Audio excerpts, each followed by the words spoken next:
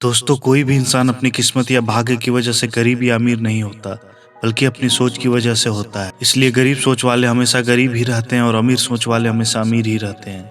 एक गरीब और अमीर इंसान के बीच बस उनके सोच का फर्क होता है।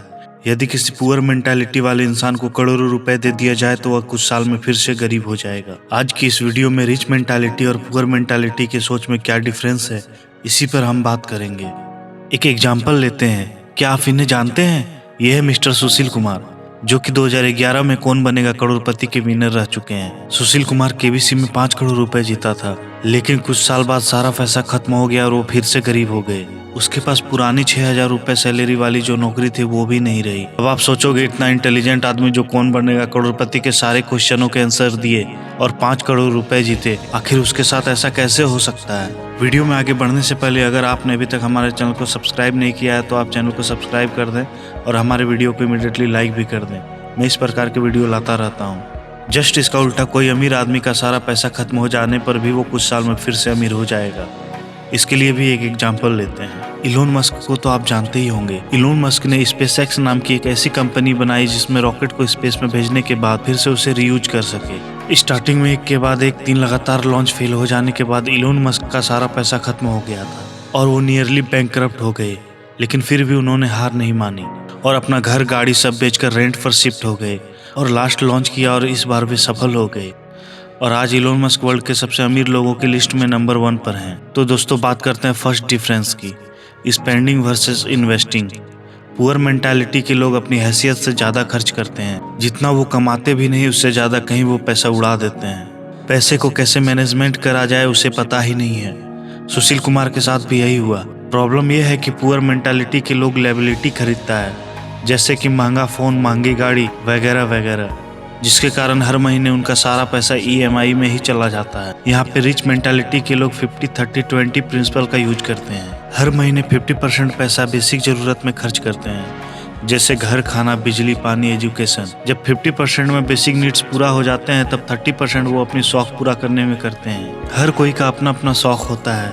30% में शौक पूरा हो जाने पर 20% सेव करते हैं और उस सेविंग को इन्वेस्ट करने पर जोर देते हैं, या उससे कोई ऐसा एसेट खरीदते हैं जो हर महीने उनके पैकेट में पैसा ला कर दे। Difference number 2, money is made by idea. गरीब लोगों का ये मानना है कि पैसा टाइम से बनता है। वो किसी भी चीज में जितना टाइम देंगे उतना ही पैसा कमाएंगे। जबकि अमीर लोगों का ये मानना है कि पैसा एक आइडिया से बनता है, उसका टाइम से कोई लेना देना नहीं। इसमें भी एक एग्जाम्पल लेते हैं।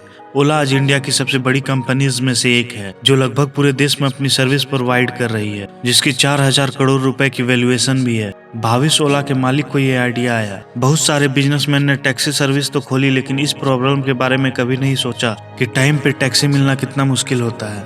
लोगों का इतना सारा टाइम टैक्सी के लिए वेट करने में ही निकल जाता है। और इसी प्रॉब्लम को सॉल्व करने के लिए भाविश ने सोचा कि क्यों ना एक ऐसी ऐप बनाया जाए जिससे कि पैसेंजर का टाइम वेस्ट ना हो और वे बहुत ही आसानी से अपनी टैक्सी बुक कर ली। और उसी एक आइडिया की वजह से भाविश आज $1 मिलियन कंपनी के मालिक। इसलिए जहाँ तक गरीब इंसान अपने टाइम को बेचकर पैसा कमाते हैं, वे फुल टाइम जॉब करते हैं, तब भी वे अमीर नहीं बन पाते, क्योंकि उनकी थिंकिंग ही गलत है कि टाइम को बेचकर पैसे कमाए जाते हैं, जबकि एक अमीर इंसान एक आइडिया पर काम करता है। डिफरेंस नंबर 3, समय की कदर करना।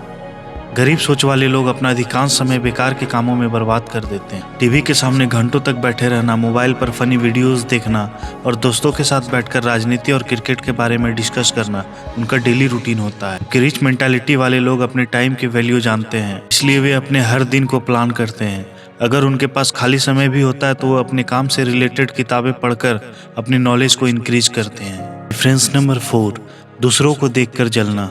आपने ये चीज़ बहुत सारे लोगों से सुनी होगी कि अमीर लोग दूसरे लोगों का खून चूसकर अमीर हुए हैं, या फिर अमीर लोग दूसरों के पैसे हड़प लेते हैं। सब बातें गरीब मेंटालिटी के लोग अक्सर किया करते हैं, क्योंकि उनके हिसाब से अगर आपको अमीर होना है तो दूसरे लोगों के पैसे हड़पने होंगे, या फिर दूसरों को नुकसान पहुंचाए बिना आप अमीर नहीं बन सकते। इसलिए पुअर मेंटालिटी के लोग अमीर लोगों को निर्दयी समझते हैं।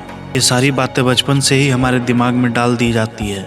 हमारे कंडीशनिंग भी इस तरह से हुई है। जबकि दूसरी तरफ एक रिच माइंडसेट वाला इंसान अपने से अमीर लोग को बड़ी अच्छी नज़रों से देखता है। इसी कारण से वे उन लोगों की तरफ अट्रैक्ट भी होता है और उनके बताए रास्ते पर चलकर बहुत जल्द अमीर भी बन जाता है। दोस्तों, इन सारे बातों को फॉलो कर हम भी अमीर बन सकते हैं। दोस्तों, वीडियो कैसी लगी कमेंट बॉक्स में कमेंट करें, वीडियो को लाइक करें और लोगों के साथ शेयर जरूर करें।